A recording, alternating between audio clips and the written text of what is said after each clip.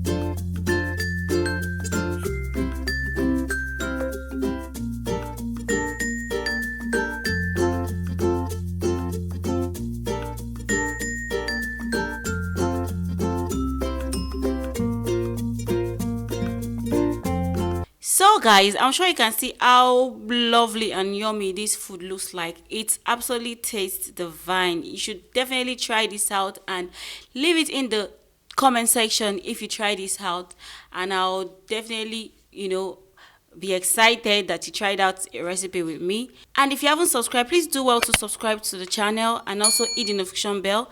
Thank you so much guys.